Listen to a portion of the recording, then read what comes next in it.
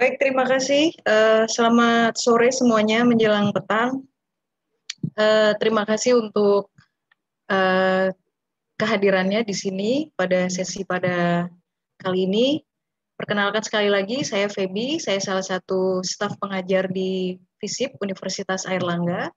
Dan pada kesempatan kali ini, izinkan saya untuk membuka acara pada malam hari ini, yaitu yang merupakan bagian dari program pengabdian masyarakat Universitas Airlangga. Dan pada malam ini merupakan seri ketiga dari Governansi Data, yaitu edukasi perlindungan data pribadi untuk masyarakat sipil di tengah pandemi COVID-19. Dan pada sesi ketiga ini, subtema kita adalah perlindungan data pribadi dan kekerasan berbasis gender online. Masih akan ada seri selanjutnya, jadi tetaplah untuk mengikuti rangkaian dari seri webinar ini. Jadi pada sesi kali ini moderator kita akan moderator pada malam ini adalah kolega saya, yaitu Bapak atau Mas Agi Sugiono, yang juga merupakan staf pengajar di Departemen Ilmu Administrasi Negara FISIP Universitas Airlangga. Dan tentunya tema pada malam hari ini cukup relevan dengan apa yang kita lihat gitu ya, dan kita saksikan sehari-hari, terutama di dunia siber. Juga itulah yang membuat kita mengundang Mbak Nenden Sekar Arum dari SafeNet. Baik, begitu tanpa memperpanjang waktu, saya akan serahkan sesi ini kepada moderator kita, Mas Agi Sugiono, dan juga diskusi pada hari ini akan dipandu oleh asisten kita, Marsha Martian. Silakan, saya serahkan kepada Mas Agi. Oke, terima kasih Mbak Feby. Selamat malam semuanya. Assalamualaikum warahmatullahi wabarakatuh. Salam sejahtera, salam, Om Swastiastu, Namo Buddhaya, salam kebajikan untuk kita semua. Terima kasih untuk Bapak Ibu, adik-adik yang sudah mendaftar pada acara hari ini ya. Jadi seperti yang dijelaskan Mbak Feby tadi, ini merupakan sesi ketiga, yang mana kita akan membahas khusus masih soal perlindungan data pribadi, tetapi pembahasan kita pada malam ini akan lebih spesifik ya, berbicara soal kekerasan berbasis gender online ya. Seperti yang kita tahu, saat ini kita masih belum memiliki payung hukum yang cukup kuat terkait aktivitas atau tindakan-tindakan yang berdasarkan pada kekerasan gender ya, karena sepengetahuan kami juga RUU PKS atau rancangan undang-undang penghapusan kekerasan seksual masih belum tembus juga di DPR. Sementara itu di saat pandemi seperti sekarang, yang mana setiap orang itu akan sangat bergantung pada gawai mereka di laptop, di HP, ya, di tablet, dan itu saya kira penting untuk menjadi perhatian kita untuk melindungi data pribadi. Nah, berbicara mengenai kekerasan berbasis gender online, itu kita melihat beberapa kasus belakangan ya. Ada beberapa kasus di kampus-kampus besar juga ya, termasuk di Jawa Tengah, Jawa Timur ya, yang mana korbannya itu seringkali malah menjadi orang yang disalahkan ya, karena tidak adanya basis hukum yang kuat, masih banyaknya stereotip ya. Kita juga melihat banyak sekali data-data yang dicuri ya. Ada beberapa saya kira akun-akun yang kerap kali meniru orang lain ya, mengambil identitas orang lain, melakukan phishing ya. Sampai kemarin juga kejadian juga di internal kami di Universitas Airlangga, mungkin masih segar di ingatan kita ya. Ternyata kekerasan berbasis gender itu tidak hanya terjadi kepada perempuan, tapi juga kepada laki-laki. Jadi bisa terjadi pada siapapun. Maka dari itu hari ini kita mendatangkan narasumber dari organisasi yang bernama Southeast Asia Freedom of Expression Network atau disingkat SafeNet.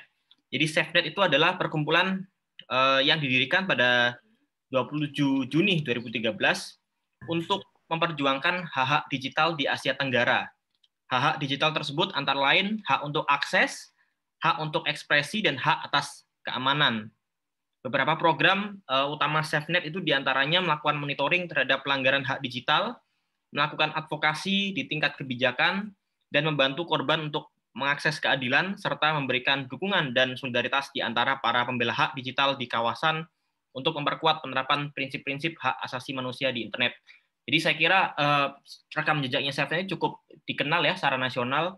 Seringkali kalau kita lihat sekarang banyak sekali korban-korban yang dijerat dengan misalkan pasal UU ITE ya, mungkin juga UU pornografi, yang mungkin itu bukan menjadi korban, bukan seharusnya mereka yang dilindungi, malah terjerat hukum di situ ya.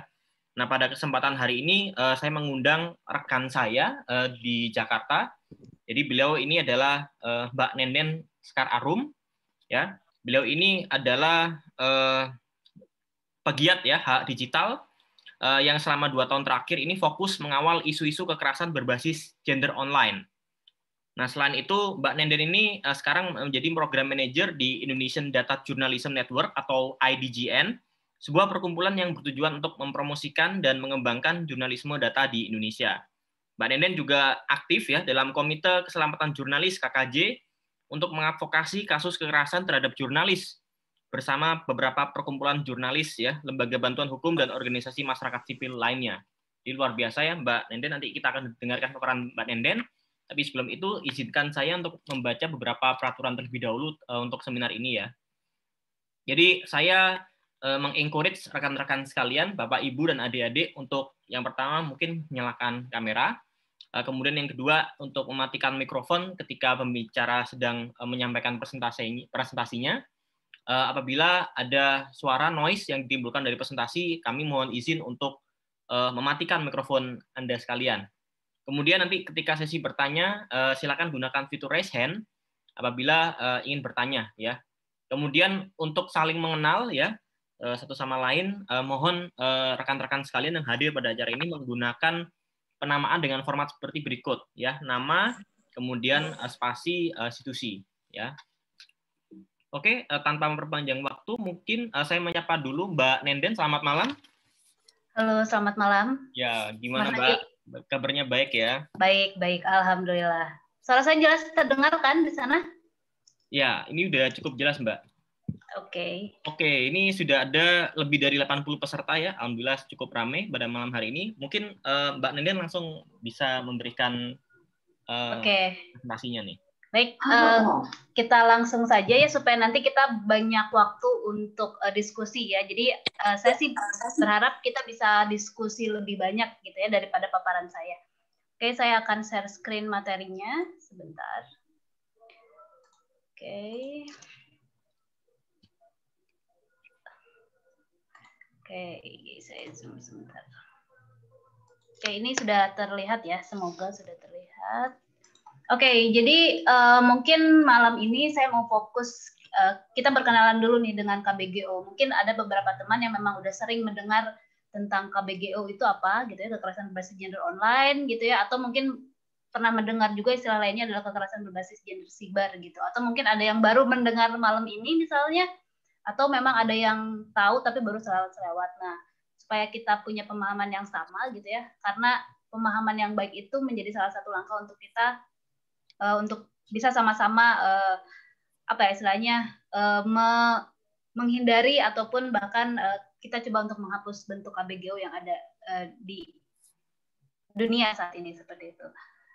Nah, mungkin ini yang perlu kita pahami terlebih dulu. Jadi dalam konteks KBGO atau KBGS itu sebenarnya ada 3 elemen dasar yang harus dipahami gitu ya. Ini yang kemudian membedakan KBGO dibandingkan dengan kekerasan cyber lain atau dengan kekerasan seksual lain seperti itu. Nah, jadi ada 3 elemen di sini, yaitu ada kekerasan, yang pertama, kemudian ada berbasis gender, dan ketiga ada siber atau online.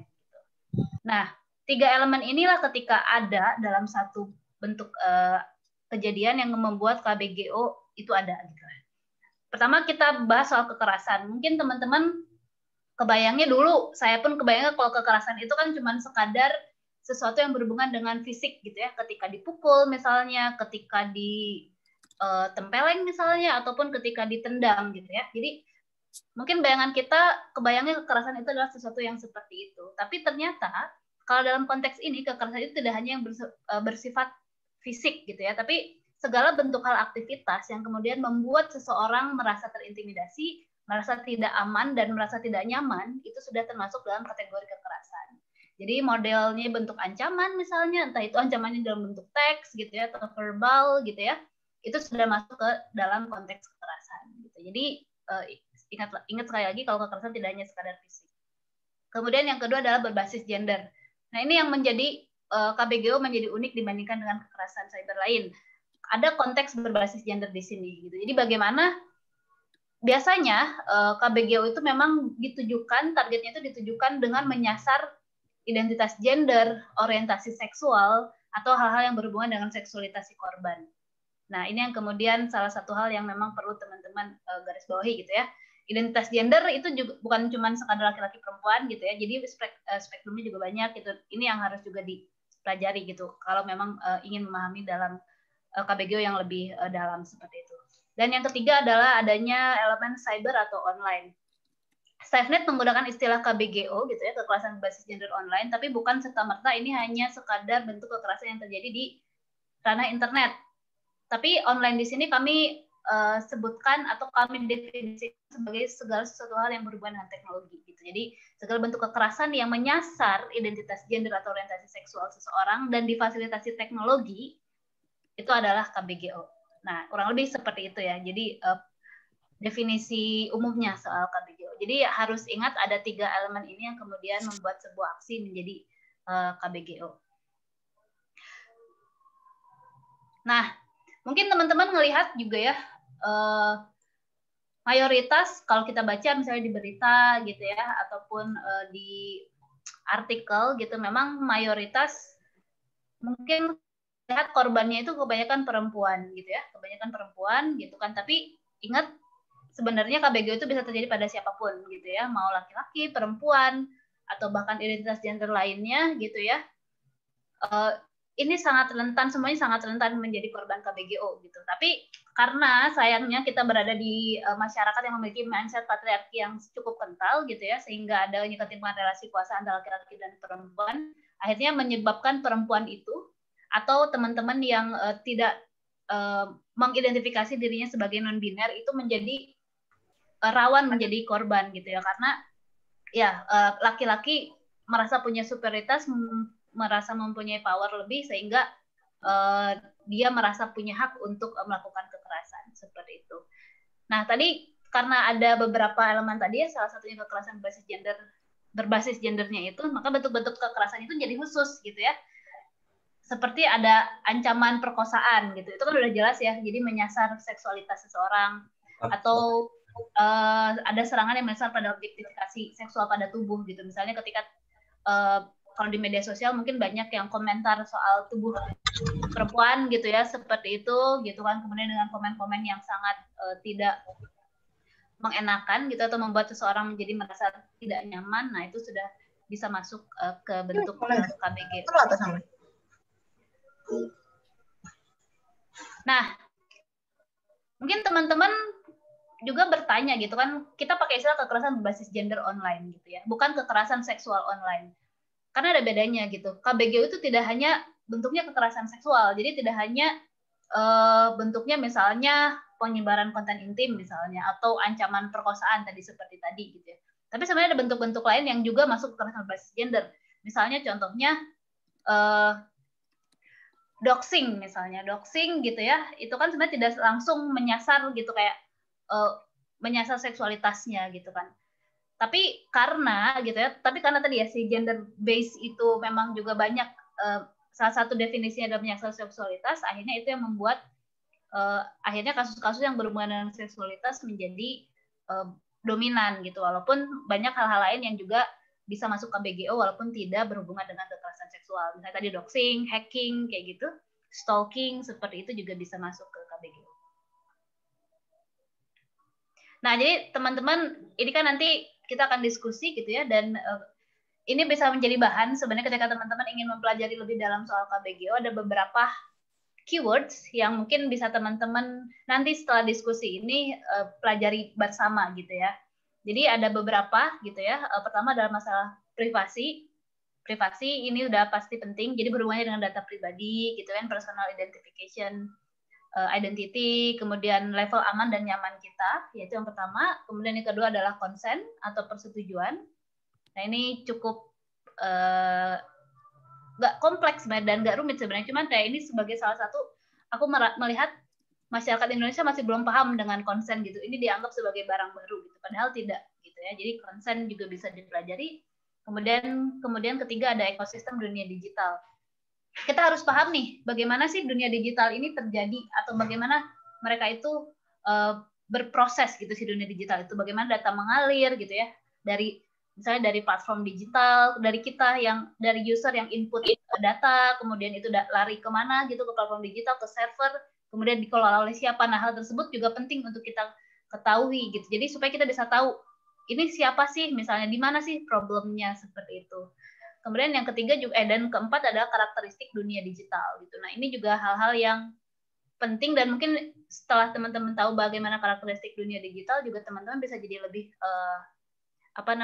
sadar dan lebih aware gitu ya terhadap risiko-risiko yang mungkin terjadi di dunia digital. Salah satunya misalnya mudah dimultiplikasi.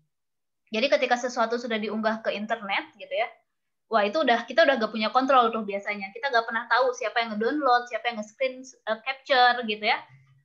Pokoknya kita cuma upload sekali, itu bisa jadi di-upload atau di-retweet misalnya, atau di-reshare oleh berapa orang gitu dalam waktu yang sangat cepat. Nah itu sangat mudah dimultiplikasi gitu. Kemudian juga susah diamati persebarannya gitu ya, karena ya udah kalau sudah masuk ke internet itu udah liar lah ya pergerakannya. Kita gak bakal pernah tahu konten itu udah diambil siapa saja, di-download siapa saja, ataupun bahkan disimpan di drive misalnya seperti itu, atau di hard disknya gitu, kita tidak pernah tahu. Dan ini yang juga sangat penting dan harus digarisbawahi buat teman-teman semua adalah jejak digital itu abadi gitu ya. Jadi ingat-ingat, dan ini menjadi salah satu kunci sih menurutku ya, kalau aku melihat aku sendiri ketika mengaplikasikan keamanan digital adalah mengingat-ingat ini, jejak digital yang abadi, dan itu membuat aku menjadi lebih berhati-hati ketika ingin membagikan informasi ataupun data di internet. Nah, selama pandemi ini memang contoh KBGO meningkat hampir 3 kali lipat gitu ya. Datanya sebenarnya ada, tapi kayaknya nggak ada di sini. Tapi hampir 3 kali lipat dibandingkan dengan masa-masa sebelumnya gitu ya. Dan contoh-contohnya yang sangat terlihat signifikan perubahannya adalah penyebaran konten intim. Mungkin teman-teman taunya revenge porn gitu ya. Dan ada sextortion gitu. Nanti ini akan saya jelaskan. Sebenarnya revenge porn itu bukan istilah yang tepat nih dalam konteks penyebaran konten intim gitu. Jadi SafeNet sudah tidak menggunakan istilah revenge porn sebenarnya, tapi masyarakat memang lebih familiar dengan istilah seperti itu. Kemudian yang kedua adalah doxing tadi, bagaimana menyebarkan identitas pribadi seseorang. Ini makin banyak juga di selama pandemi ini. Kemudian impersonating, atau kita ada orang yang mengaku sebagai diri kita gitu kan di media sosial misalnya seperti itu, ini juga banyak. Dan kemudian salah satu lainnya adalah digital exhibitionism. Ketika teman-teman misalnya mendapat tiba-tiba di DM dapat dick pic misalnya, atau tiba-tiba dipanggil video call kemudian melihat ada orang yang sedang masturbate gitu ya. Nah, ini juga cukup banyak di digital exhibitionism. Ini beberapa bentuk contohnya. Nah, sebenarnya nanti ini bisa jadi bahan diskusi lagi ya, kalau teman-teman melihat bentuk-bentuk KBGO lainnya seperti apa. Sebenarnya nanti bisa cek di sini s.id/panduan KBGO, nanti bisa di-download. Itu kami sudah menyusun panduan memahami dan menyikapi KBGO. Jadi silakan nanti ini bisa di-download dan ya bisa dibaca-baca ya untuk lebih detailsnya. Di sini saya ingin lebih jelasin gimana sih kalau bisa jadi korban gitu. Jadi ini lebih praktikal. Nah, kita kan tidak pernah tahu gitu ya, dan semua orang yang memanfaatkan teknologi itu bisa berisiko menjadi korban. Nah, makanya ini sangat penting ketika teman-teman juga paham ini, selain bisa melindungi diri sendiri, juga bisa melindungi teman-teman kita atau orang-orang yang kita kenal yang kemudian menjadi korban gitu ya.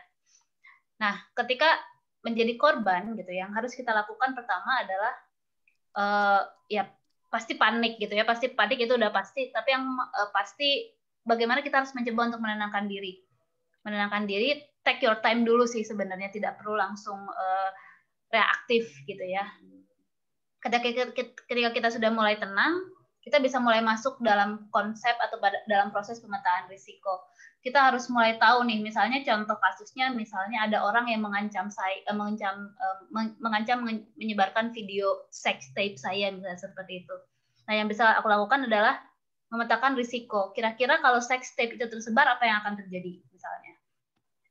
Apa yang akan, risiko terberat apa yang akan aku dapatkan? Misalnya pertama ya pasti bully misalnya seperti itu. Atau misalnya ketika itu sampai ke kantor misalnya, itu bisa jadi misalnya aku dipecat gitu ya. Atau ketika itu sampai di keluarga, misalnya bisa jadi dicoret dari kakak misalnya seperti ya, kartu keluarga.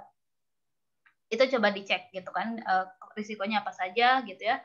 Kemudian setelah tahu, kemudian kita harus tahu prioritas dan kebutuhan kita apa. Ketika melihat risiko-risiko seperti itu, apa yang aku butuhkan misalnya, yang aku butuhkan sepertinya aku ingin konten itu tidak ada, di take down misalnya ketika itu sudah tersebar gitu ya, atau kemudian aku ingin tidak dihubungi lagi oleh pelaku misalnya seperti itu, atau misalnya sekarang aku tidak bisa berpikir dengan jernih, aku butuh bantuan psikologis dulu nih misalnya. Nah, itu juga bisa jadi salah satu bentuk kebutuhan. Nah, itu yang harus teman-teman cek dulu kebutuhannya apa gitu. Kalau memang dibutuhkan yang pertama adalah konseling psikologis, ya berarti itu yang teman-teman butuhkan terlebih dulu gitu untuk membuat teman-teman tenang dan bisa berpikir lebih jernih ketika harus menghadapi kasus KBGO.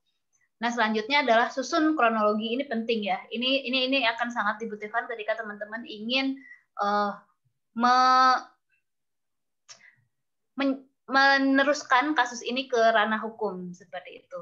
Jadi susun kronologi itu contohnya kayak kapan dihubungi pelaku misalnya, kenapa bisa dihubungi pelaku misalnya, apa yang ancamannya seperti apa gitu kan, buktinya apa gitu. Nah, itu bisa masuk di kronologi. Nah, contohnya juga bisa diakses di sini s.id/contoh kronologi. Udah coba kami bantu bikin template-nya, jadi teman-teman bisa tinggal mengisi. Kemudian jangan lupa nih simpan barang bukti. Bentuknya bisa screenshot atau URL gitu ya. Jadi ketika diancam tuh jangan langsung dihapus tuh chatnya kalau bisa gitu ya, tapi di screenshot, tunjukkan nomor handphone pengancam misalnya, kemudian tunjukkan ancamannya seperti apa gitu ya. Itu bisa, kalau bisa screenshot yang ada tanggalnya gitu ya, tanggal, waktu gitu. Nah, itu juga akan bisa dilampirkan di kronologi. Kemudian kalau teman-teman sudah melihat kasus atau ada konten tersebut ada di media sosial, itu harus disimpan juga, di screenshot juga, kemudian disimpan URL-nya gitu kan, misalnya akun Twitter yang mengunggah konten tersebut, kemudian post-nya gitu ya, kemudian link ke videonya juga itu harus disimpan. Jadi ini semuanya harus diamankan gitu ya. Meskipun misalnya teman-teman tidak akan memproses ini pada masa yang dekat ini gitu kan, kita tidak akan pernah tahu juga kalau ternyata ini akan muncul lagi di tahun depan misalnya, atau kapan-kapan gitu kan, karena kita tidak pernah tahu konten itu siapa yang pegang dan bagaimana niat si pelaku gitu ya. Bisa jadi dia akan melanjutkan ancamannya gitu kan beberapa bulan kemudian. Makanya ini sangat penting untuk melihat bagaimana kronologisnya. Nah, terus kalau misalnya memang kasus-kasus seperti itu terjadi di platform digital, memang harus dilaporkan langsung ke platformnya gitu ya. Jadi setelah di screenshot, disimpan linknya, kemudian di report ke Twitter misalnya, atau ke Instagram, atau ke Facebook, ataupun dimanapun kalian melihat adanya bentuk KBGO seperti itu. Nah, terus lapor ke polisi. Ini juga bisa menjadi salah satu langkah ketika teman-teman ingin membawa kasus ini ke ranah hukum. Tapi akan selalu kami sarankan ketika ingin lapor ke polisi, jangan lapor sendiri, harus ditemani oleh teman-teman pendamping hukum gitu. Jadi teman-teman bisa kontak lembaga bantuan hukum terdekat seperti itu, karena biasanya kalau langsung lapor ke polisi, dari beberapa kasus lah yang pernah terjadi gitu kan, banyak korban yang langsung ke polisi itu yang ada malah dikacangin gitu kayak dianggap nggak penting gitu ya, karena entah karena polisinya memang belum paham ada bentuk kekerasan seperti ini gitu ya, atau bahkan mereka seakan-akan kayak meremehkan gitu ya, lu tahu apa sih lapor-lapor kayak gini gitu kan. Apalagi kalau kita tidak punya background hukum sama sekali dan tidak pernah melakukan laporan ke polisi, ini menjadi sasaran empuk lah buat dibully sama polisinya gitu. Jadi sebisa mungkin memang harus didampingi oleh pendamping hukum. Nah, itu kan tadi beberapa langkah kalau kita menjadi korban seperti itu ya. Jadi ada beberapa poin yang bisa kita lakukan. Nah, ini bagaimana nih kalau misalnya ternyata korbannya adalah teman kita atau orang yang kita kenal misalnya seperti itu. Apa yang bisa kita lakukan gitu ya. Nah, yang paling penting kita harus paham ya dalam proses pendampingan kasus-kasus kekerasan seksual, kasus-kasus kekerasan berbasis gender online, yang harus kita pahami adalah korban adalah prioritas. Jadi semua bentuk penanganannya, semua bentuk pendampingannya itu harus berperspektif korban.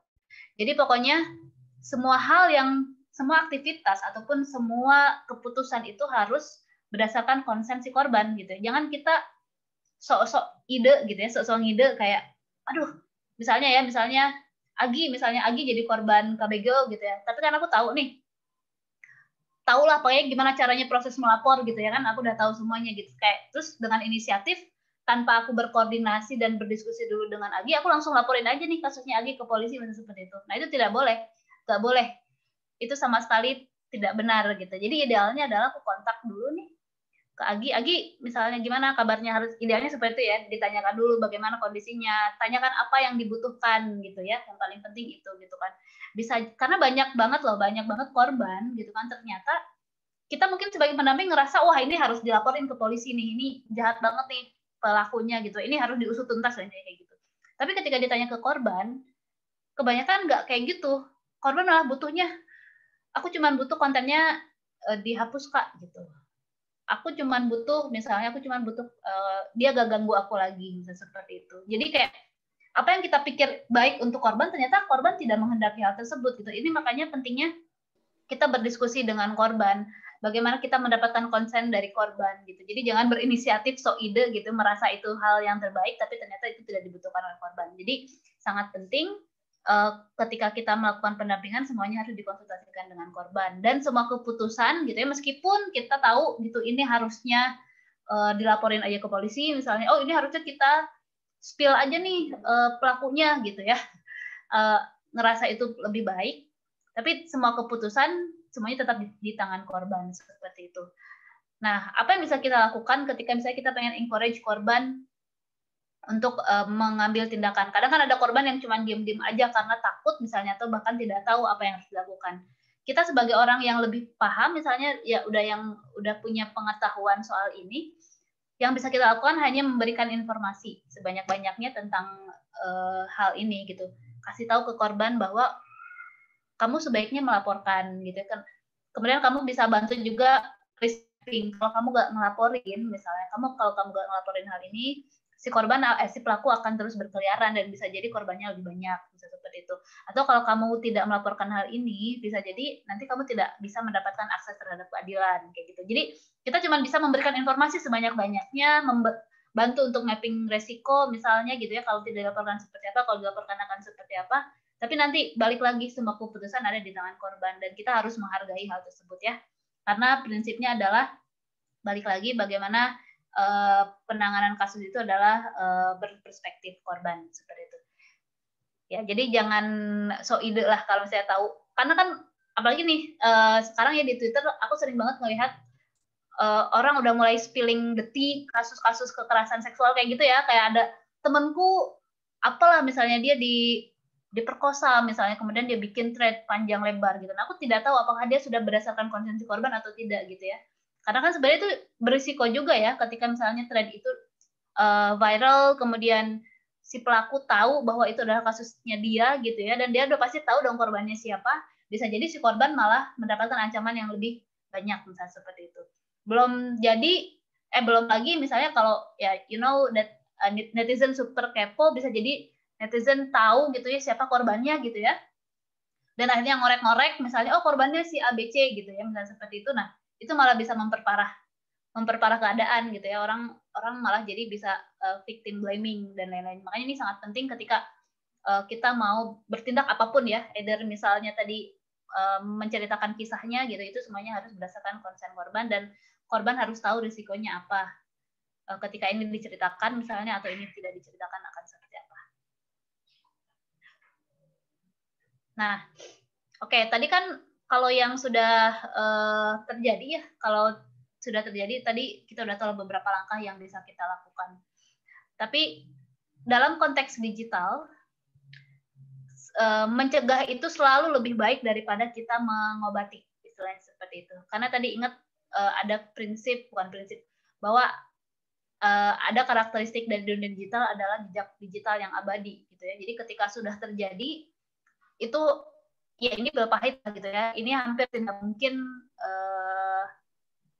hampir tidak 100% akan hilang data yang sudah kita pernah unggah atau orang lain unggah misalnya yang memang itu jadi aib kita atau itu yang menjadi hal yang ditargetkan kepada kita gitu. Makanya lebih baik mencegah gitu ya daripada kita harus memperbaiki yang akan terjadi. Makanya bagaimana salah satu cara kita preventif terhadap kasus-kasus kekerasan berbasis gender online adalah dengan memperkuat keamanan digital. Ya salah satunya adalah ini istilahnya adalah manajemen tubuh digital gitu. Jadi teman-teman sekarang kan punya tubuh fisik nih yang bisa kita pegang saat ini gitu ya. Tapi kita juga sekarang punya tubuh digital. Karena mau gak mau kita udah punya persona nih di internet gitu ya. Orang bisa tahu kita di internet tanpa melihat tubuh fisik kita gitu ya. Nah, si tubuh digital ini pun yang kemudian perlu kita manage gitu ya. Informasi-informasi apa saja yang pernah kita sebar di internet gitu ya, atau informasi atau data-data apa yang kemudian sudah pernah kita sebar dalam bentuk digital misalnya, ataupun dalam bentuk lainnya yang memungkinkan atau berisiko untuk dimanfaatkan atau disalahgunakan oleh orang kayak gitu. Nah, ini nih salah satu beberapa contoh hal yang bisa kita lakukan untuk memanajemen dan memetakan risiko yang mungkin terjadi pada tubuh digital kita. Yang pertama, coba dicek ya. Ini teman-teman bisa sambil diingat-ingat gitu ya. Punya berapa banyak akun digital nih, teman-teman gitu ya. Punya berapa banyak akun alter IG, punya berapa banyak akun alter Twitter misalnya seperti itu, atau punya berapa banyak email. Aku lihat banyak, rata-rata pasti punya lebih dari 2 email. Aku pikir seperti itu gitu ya, karena aku pun punya lebih dari itu gitu kan. Nah, ketika tahu gitu ya ada berapa banyak akunnya, coba teman-teman cek dari masing-masing akun tersebut seberapa aman akun tersebut dan ada informasi apa yang sudah dibagikan di masing-masing akun tersebut. Itu yang pertama. Terus yang kedua, ada yang suka nge-Google namanya sendiri nggak? Kalau saya sering, rutin gitu ya. Ini bukan karena bukan karena apa ya namanya ya? Apa sih istilahnya? Narsis ya, bukan karena narsis kayak gue pengen tahu siapa aja yang misalnya nulis nama gue gitu ya, atau itu nggak seperti itu. Tapi kenapa ini penting dan aku lakukan ini secara rutin gitu ya, karena aku pengen tahu apa yang digambarkan Google tentang nama Nenden Sekar Arum. Ini sangat penting gitu. Jadi aku selalu melakukan hal tersebut mulai dari berbagai macam pola ya, misalnya dari Nenden Sekar Arum, Nenden S Arum, kemudian Nenden Sekar Arum, misalnya SafeNet, segala hal yang memang aku pikir itu akan merujuk pada identitasku di internet gitu ya.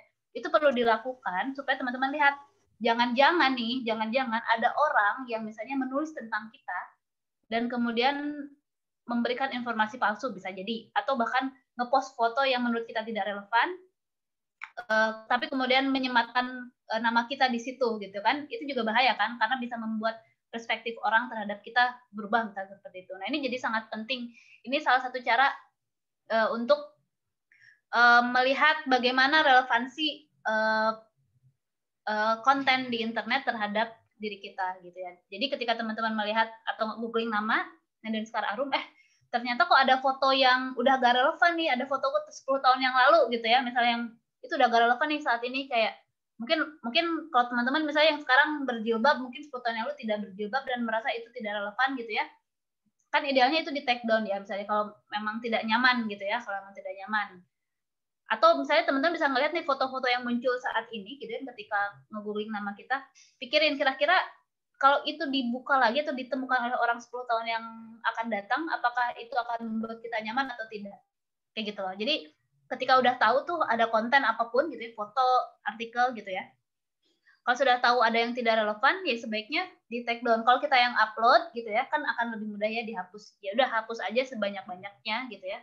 kalau teman-teman melihat ternyata oh ini adanya di Instagramnya temanku, minta dengan baik-baik kepada temannya untuk dihapus misalnya atau di-untag gitu kan. Banyak yang tiba-tiba orang nge-tag juga kan. Nah, itu kalau bisa diminta untuk dihapus misalnya seperti itu.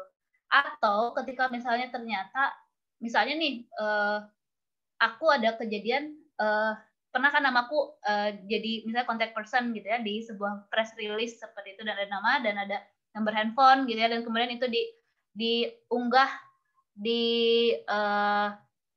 media online misalnya seperti itu gitu ya, atau di forum misalnya seperti itu di platform manapun. Nah, aku pernah melakukannya adalah dengan meng-email ke si admin forum tersebut atau media online tersebut untuk minta tolong ini tolong dihapus, misalnya saya tidak nyaman dan ini bisa membuat saya tidak aman misalnya seperti itu. Nah, banyak yang responsif, tapi ada juga yang memang tidak responsif. Jadi itu memang gambling ya, tapi ya sebisa mungkin dilakukan saja dulu gitu, dan siapa tahu memang itu bisa membantu kita. Nah, itu penting ya.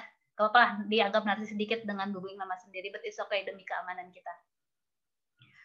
Nah, terus nomor handphone dan alamat email udah pernah dibedakan nggak? Ini maksudnya dalam konteks kan ada email pribadi kita yang memang misalnya kita gunakan untuk ketika kita berkomunikasi dengan teman misalnya, atau ada email kantor kita gitu yang digunakan untuk profesional, atau ada email yang memang kita gunakan cuma untuk daftar-daftar online shop misalnya atau daftar aplikasi gitu ya. Ini penting untuk dibedakan sebenarnya, karena bisa jadi atau misalnya email yang digunakan untuk mobile banking. Nah, idealnya dibedakan gitu ya. Maksudnya kayak jangan disatuin email untuk mobile banking dengan email kita daftar online shop.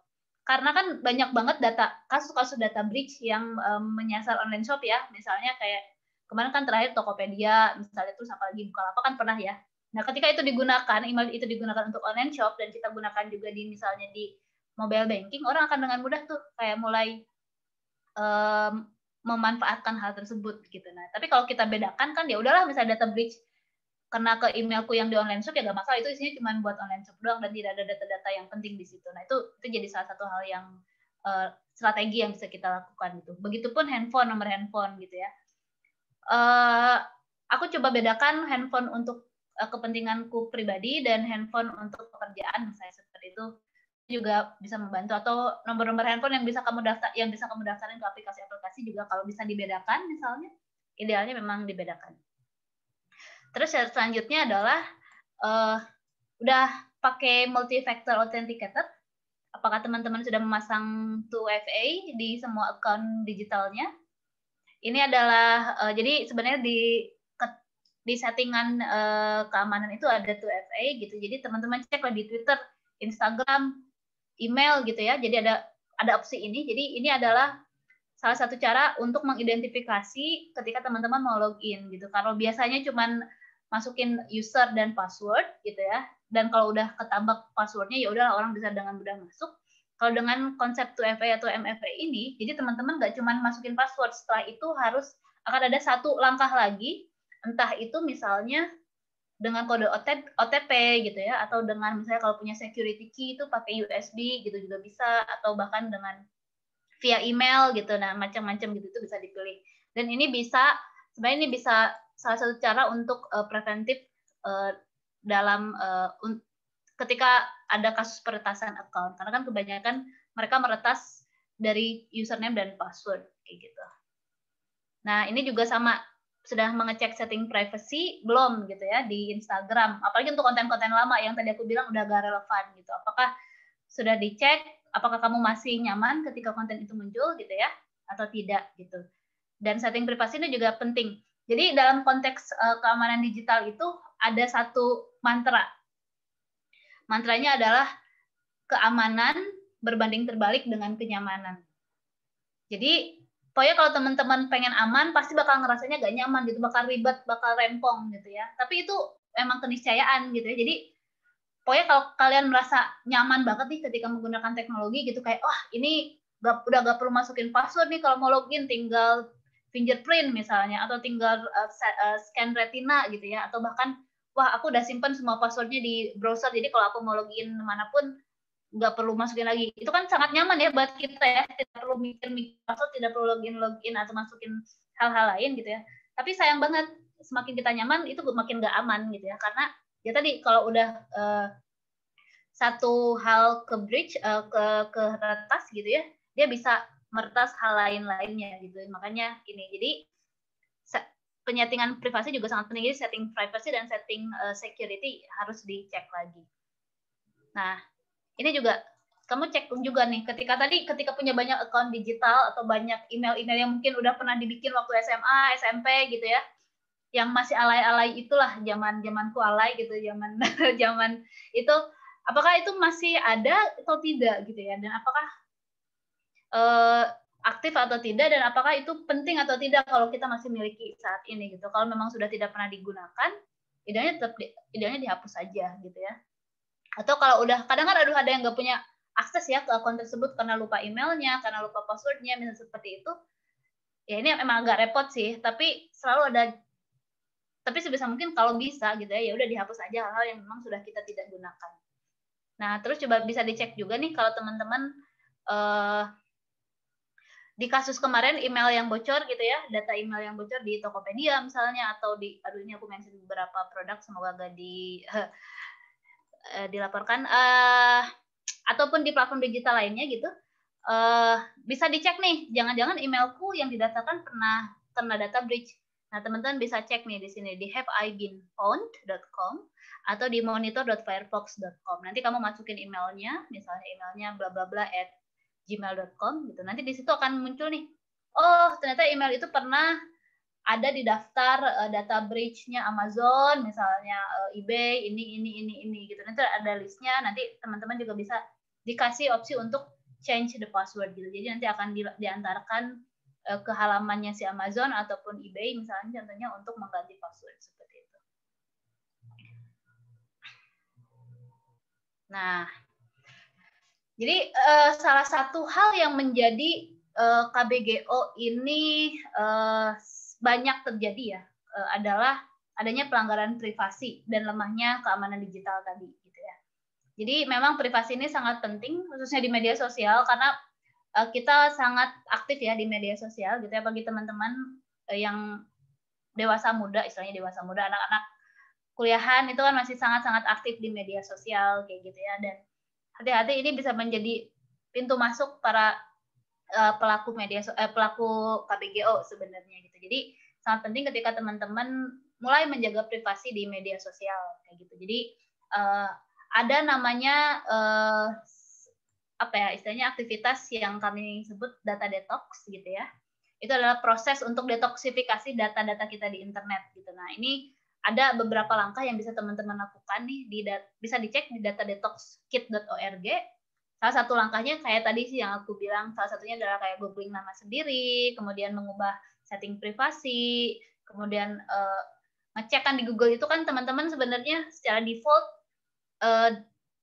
location history-nya itu nyala gitu ya. Jadi teman-teman kemanapun akan selalu direkam gitu ya. Nah, itu harus di-setting supaya non-aktif misalnya seperti itu, ataupun aktivitas-aktivitas teman-teman di internet lainnya pun itu bisa dinonaktifkan. Nah, itu salah satu cara yang dilakukan, yang akan bisa dilakukan ketika kita melakukan data detox. Jadi silakan nanti dicek di datadetoxkit.org seperti itu.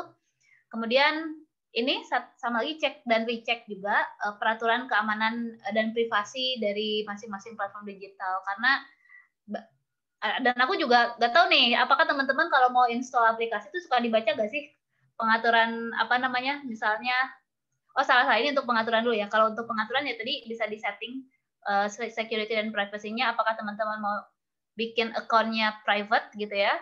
Kemudian apakah teman-teman mau tingkat keamanannya ditinggikan dengan menggunakan 2FA gitu, atau cuma mau nyaman aja gitu. Aku mau gak apa-apa lah, tidak aman yang penting nyaman, misalnya seperti itu. Atau teman-teman pengennya aman tapi jadinya ribet, ya itu jadi pilihan gitu ya. Dan harus dicek aja gitu ya. Karena bisa jadi lupa nih, oh ternyata kemarin sempat ngeaktifin location history nih gitu kan, aku lupa juga dinonaktifin lagi. Nah, itu harus dicek secara reguler.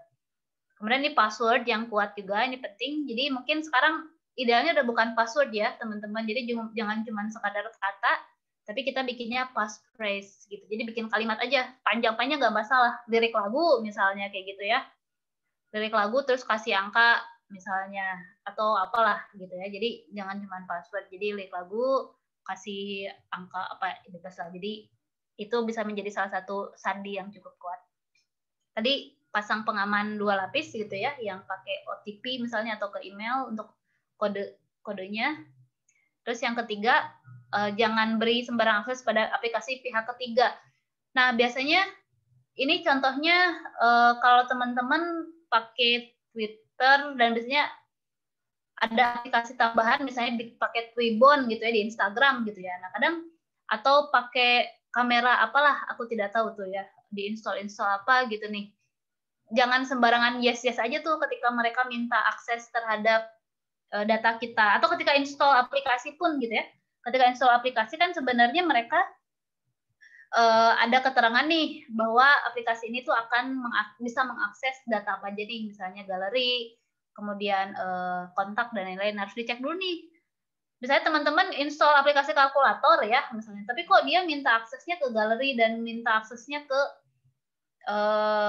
kontak, misalnya buat apa? Kalkulator kan butuhnya cuma buat itu doang ya, misalnya buat ngitung doang. Nah, itu harus di notice gitu. Berarti ada yang salah nih sama aplikasinya, ada yang bermasalah, dan kalau bisa diganti aja seperti itu. Nah, terus yang ketiga, yang selanjutnya adalah hati-hati dengan URL yang disingkat. Nah, mungkin teman-teman nih selalu dapat broadcast WhatsApp, misalnya tuh dapat email, terus di sini biasanya ada kayak link gitu ya, link menuju, nggak tahu menuju kemana gitu. Dan biasanya memang disingkat kayak jadi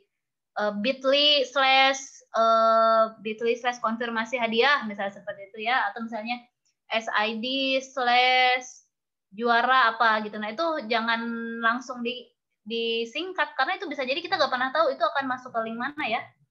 Bisa jadi itu masuk ke website penipuan misalnya, entah itu akan jadi jebakan Batman yang lain gitu. Kalau teman-teman mahasiswa sekarang tahu gak sih istilah jebakan Batman? Jangan kayak gitu lah. Oke, nah ini kita berapa menit lagi ya? Kayaknya masih, wow, udah 40 menit. Oke, ini beberapa lagi, sedikit lagi.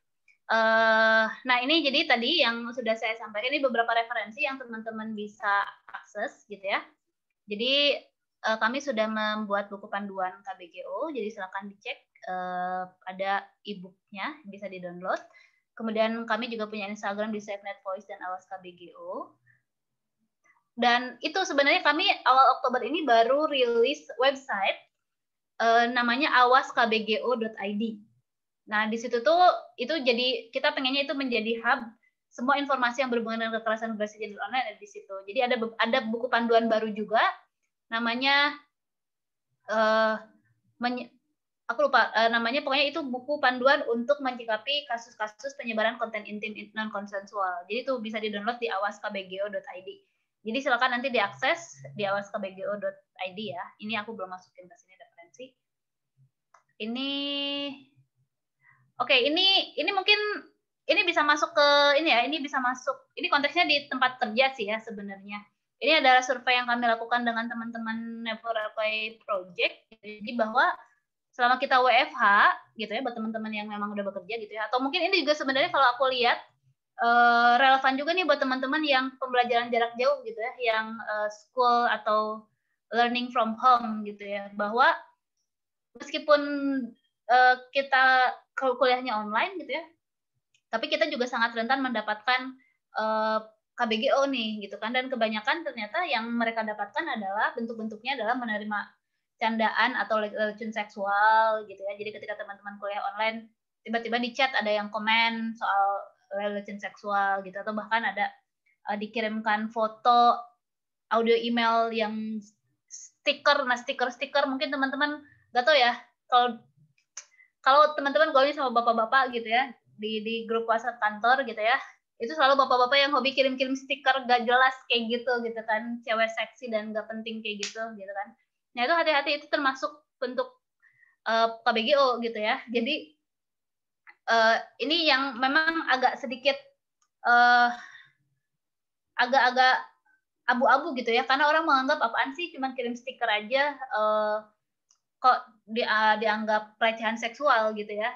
Padahal kan dalam konteks pelecehan seksual adalah segala hal, aktivitas yang membuat seseorang merasa tidak nyaman gitu. Jadi ketika teman-teman tidak nyaman mendapatkan stiker tersebut, hati-hati teman-teman sebenarnya udah menjadi korban pelecehan seksual kayak gitu. Ataupun sebaliknya, ini yang juga harus menjadi salah satu perspektif lain, maksudnya kayak di satu sisi kita memang mencegah diri kita menjadi korban, tapi kita juga harus memenuhi diri kita dengan informasi supaya kita tidak menjadi pelaku. Itu juga sangat penting gitu ya, karena bisa jadi kita juga, ini kan pelaku dan korban bisa siapa saja ya, tidak hanya laki-laki, tidak hanya perempuan atau laki-laki gitu. Tapi bisa saja ternyata kita sempat iseng juga tuh kirim ke grup teman-teman stiker yang nggak jelas juga, misalnya seperti itu gitu ya.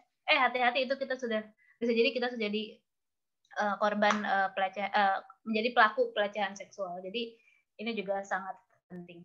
Ini salah satu bentuk-bentuk pelecehan seksual di tempat kerja sebenarnya. Sudah sih, apa lagi ya?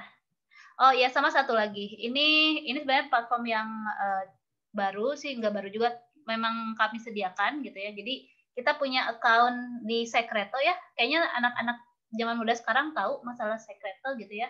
Karena kita tahu banyaknya korban-korban KBGO itu sebenarnya kebanyakan kayak cuman butuh tempat buat cerita gitu ya. Kayak karena kan biasanya kalau kasus-kasus KBGO itu memang akan menyerang pride gitu ya. Jadi sesuatu yang memang kalau itu diungkapkan dia akan menjadi tidak nyaman gitu ya, atau bahkan tidak aman gitu ketika kita menceritakan bahwa aduh aku diancam nih, misalnya tadi sex tape-nya disebar gitu. Kalau kita cerita ke sembarang orang kan jadi itu malah akan jadi berbalik jadi backfire gitu ya, bisa jadi orang malah nyalahin kita gitu ya. Tapi kan itu hanya cuma bisa dipendam sendiri ya sama si korban gitu ya, cuma bisa dipendam sendiri dan bebannya ditanggung sendiri gitu. Tapi ketika ada orang yang bisa dia percayai gitu ya untuk curhat, cuma sekadar untuk curhat aja supaya bebannya tidak dipikul sendiri gitu, itu bisa menjadi salah satu hal yang bisa membantu mereka. Nah, makanya ada juga nih platform di bit.ly/cerita-KBGO, teman-teman bisa baca di situ, banyak orang yang curhat di situ secara anonimus ya. Jadi kalian bisa cerita apa saja di situ tentang apa yang pernah kalian alami misalnya, atau bisa saling menguatkan di situ. Ternyata banyak juga orang akhirnya membaca cerita dan saling menguatkan karena sama-sama mengalami hal yang sama seperti itu. Dan di situ juga kamu jadi tahu gitu bahwa yang mengalami hal tersebut nggak cuma kamu gitu, ternyata banyak juga orang-orang yang memiliki pengalaman yang sama gitu. Dan ya kita inginnya ini menjadi ruang aman gitu dan teman-teman bisa mendapatkan dukungan satu sama lain dari sesama korban. Dan ini beberapa contoh akses bantuan pendampingan ya. Jadi Komnas Perempuan sebenarnya kalau teman-teman mau melaporkan tuh memang idealnya ke Komnas Perempuan dulu supaya ada pendataan. Nanti dari Komnas Perempuan mereka akan merujuk sesuai dengan kebutuhan teman-teman. Kalau teman-teman misalnya kebutuhannya adalah untuk keamanan digital, konsultasi digital, nanti akan dirujuk ke SafeNet. Kalau teman-teman misalnya membutuhkan konseling psikologis, itu bisa akan dirujuk ke Yayasan Pulih gitu kan. Kalau butuh bantuan hukum akan dirujuk ke LBH yang terdekat dengan teman-teman seperti itu. Sudah sih kayaknya itu, dan ini SafeNet, jadi silakan yang ingin dapat informasi juga tentang ini bisa cek di SafeNet Voice dan Awas KBGO seperti itu. Jadi kalau ada kasus juga bisa dilaporkan juga ke sini. Kayaknya itu dulu. Mungkin Agi nanti kita bisa diskusi lebih banyak sih. Aku pengennya kayak gitu. Oke. Thank you so much. Terima kasih Mbak Nenden. Tadi saya sedikit merangkum sedikit ya. Jadi KBGO itu basically karena ada 3 ya, ada kekerasan. Jadi macam ya. Tadi saya lihat nggak cuma fisik, nggak cuma verbal, tapi juga ngirim konten, ngirim stiker. Mungkin bisa aja nih saya pernah melakukan hal itu, tapi saya nggak nyadar ya. Ini penting banget. Kemudian dia pasti berbasis gender, bisa karena seks, bisa karena mungkin orientasi seksual, bisa karena body dan sebagainya ya. Kemudian difasilitasi teknologi. Tadi saya kira penting banget tuh soal salah satu aspek yang penting dari penanganan kekerasan gender itu adalah tentang konsensualnya ya. Jadi, ini memang saya juga sering nemuin ya, banyaknya orang yang suka spill sesuatu tuh yang mungkin bisa backfire ke korbannya sendiri. Itu penting banget. Mungkin aku mau tanya ke Mbak Nenen dulu sebelum ngelempar ke teman-teman yang mau tanya nih. Kenapa kok istilah revenge porn tuh udah semakin nggak relevan, kenapa ya? Oke. Ya, jadi SafeNet menganggap kalau revenge porn itu istilah yang sangat problematik gitu ya. Jadi teman-teman harus tahu. Jadi kalau itu kan jadi dua suku kata, revenge and porn gitu ya, aksi balas dendam dan pornografi gitu. Jadi kesannya kalau kita pakai istilah itu seakan-akan si pelaku tuh punya hak untuk membalas dendam. Berarti si korbannya berarti melakukan kesalahan nih sebelumnya sehingga si pelaku ingin balas dendam gitu kan. Tapi kan tidak seperti itu ya kebanyakan gitu ya. Cuman ya itu ya apa ya. Saya sih karena pro korban jadi pokoknya itu salah pelaku lah pokoknya kayak gitu. Itu yang pertama. Terus yang kedua adalah porn. Biasanya porn itu adalah ditujukan pada industri pornografi sebenarnya. Jadi di mana konten itu memang diperuntukkan atau memang diproduksi untuk hiburan ya, istilahnya seperti itu ya, atau untuk industri kayak gitu. Jadi tapi kan kebanyakan kalau kita lihat kasus-kasus sekarang itu, konten itu kebanyakan memang banyaknya adalah diambil tanpa konsen, tanpa diketahui gitu ya, tiba-tiba ada konten tersebut dan kemudian disebarkan oleh orang. Nah kan kebanyakan seperti itu ya, bukan karena misalnya memang mereka bikin porn bersama gitu ya dengan konsen bersama, dan hingga sampai salah satu si pelaku dalam video tersebut melakukan suatu kesalahan yang dianggap kemudian si pelaku itu berhak untuk melakukan balas dendam. Kebanyakan kan tidak seperti itu gitu. Makanya kami melihat itu jadi problematik. Akhirnya istilah yang digunakan idealnya adalah penyebaran konten intim non konsensual gitu ya. Jadi non konsensual bisa dalam konteks pembuatan kontennya gitu ya, atau penyebarannya gitu ya. Biasanya penyebarannya sih karena ya aku tidak tahu apakah ada orang yang ikhlas gitu ya video sex tape-nya disebarkan begitu saja. Oke, itu gitu. Menarik banget tuh, ilmu baru nih. Jadi penyebaran konten intim tidak konsensual ya. Ya, betul. NCII kalau bahasa Inggrisnya, non konsensual. Pornografinya itu malah baliknya ke industri ya, karena betul. Orang yang main pornografi emang udah tahu bahwa itu akan didistribusikan gitu ya. Betul. Menarik sekali. Oke, mungkin tanpa panjang lebar saya mau kasih kesempatan ke teman-teman untuk bertanya apapun ya. Ini memang kita sengaja menghadirkan para praktisi seperti Mbak Nenden ini supaya teman-teman juga mungkin one day ada yang tertarik nih untuk bekerja seperti Mbak Nenden ya, di bagian advokasi, bagian media, ya mungkin bisa tanya-tanya soal KBGO di sini ya. Oke. Ada pertanyaan? Kalau belum, mau kasih dikit ya konteks. Ini kan mungkin mayoritas pesertanya teman-teman mahasiswa ya, gitu ya. Jadi mungkin aku kasih beberapa tips atau hal-hal teknis lah yang bisa membuat kita belajar mulai belajar masalah konsen dan belajar masalah privasi, mungkin seperti itu ya gitu ya. Mungkin kayak gini nih, yang paling gampang sebenarnya bisa kita terapkan mulai dari sekarang masalah privasi dan konsen adalah ketika teman-teman ditanyain kontak temennya gitu, kayak Agi kamu punya kontaknya siapa ya di sini, salah satu peserta misalnya Feby gak gitu ya. Oh ada nih, terus Agi langsung kirim nomor Feby ke aku, misalnya seperti itu. Hati-hati, itu bisa jadi perbuatan yang tidak konsensual ya. Idealnya adalah Agi tanya dulu nih ke Feby boleh gak Nenden minta kontaknya kamu gitu. Kalau boleh baru dikirimin. Nah kan kebanyakan gak kayak gitu nih aku ngelihat gitu ya. Kalau aku minta kontak aku langsung dikasih aja begitu. Padahal bisa jadi orang yang kita tuju gitu ya, seseorang kita tuju itu memang tidak mau kita hubungin gitu ya. Jadi jangan sampai teman-teman malah mencederai hal tersebut gitu. Jadi ketika ini salah satu cara yang paling mudah ya belajar masalah konsen kayak gitu. Jadi kalau ditanyain nomor kontak orang lain jangan langsung dikasih, tapi tanya dulu ke orangnya gitu kan. Atau tanyain dulu kebutuhannya. Buat apa ya? Nanti aku tanyain dia mau atau enggak di-share kontaknya. Itu yang pertama. Terus yang kedua, ketika bikin grup WhatsApp. Biasanya bikin grup WhatsApp ya udah masukin aja, cemplungin semua gitu teman-teman sekelas gitu ya. Hati-hati, bisa jadi ada orang yang memang tidak mau masuk grup gitu ya. Kayak aku misalnya jarang banget kayak aduh kalau udah masukin grup tuh ya udah males ya, udah pasti langsung di mute selamanya kayak gitu ya, bahkan apalagi grupnya gak jelas. Nah jadi berarti kan itu menunjukkan bahwa ada orang yang memang tidak nyaman masuk grup gitu ya, dan ketika kita langsung serta-merta masukin itu ke grup berarti kita udah melanggar konsen. Itu yang selanjutnya gitu ya. Jadi mulai dari sekarang itu ya, kalau teman-teman bikin grup apapun lah, dalam line, dalam apa aku dalam WhatsApp dan lain-lain, jadi sangat penting untuk menyatakan atau meminta persetujuannya seseorang untuk masuk ke dalam grup. Atau sebenarnya sekarang di WhatsApp udah ada nih settingannya. Jadi aku udah setting di WhatsApp, jadi nomor kita tuh tidak akan bisa sembarangan dimasukkan orang ke grup. Itu ada settingannya sekarang. Jadi kalau teman-teman mau coba itu bisa dicoba kayak gitu. Terus yang selanjutnya adalah tadi ya, data pribadi kan sangat penting ya, mulai dari nama gitu ya, yang paling gampang, atau bahkan foto gitu ya, atau bahkan misalnya kalau di kampus apa sih, NIM ya, NIM, jurusan kayak gitu ya. Sekarang kalau aku lihat nih, trennya memang di pas ospek ya, itu masih ospek gak sih zaman sekarang?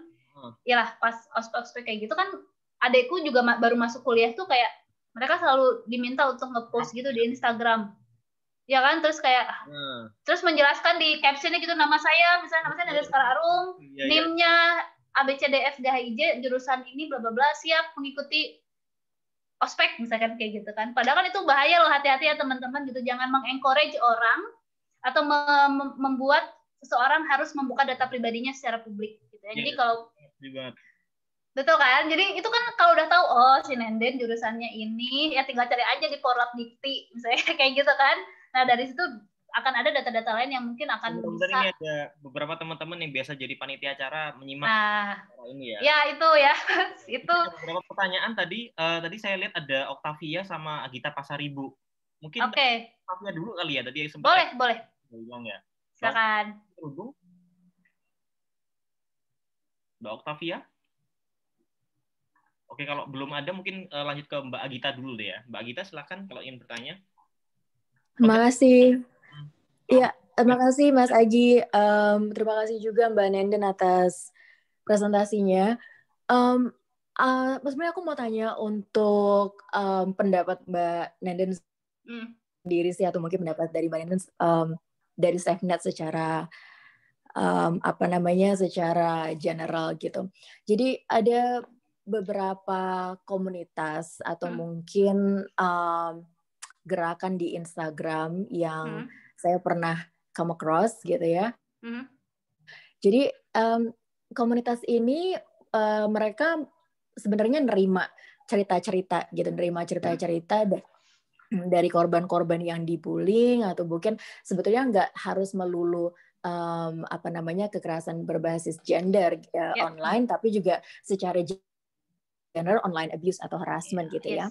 Jadi dia terima, terus secara dari victim sendiri mereka mungkin memberikan consent apabila orang atau misalkan si perpetrator-nya ini akan disebarkan gitu ya, screenshot-nya dan lain-lainnya.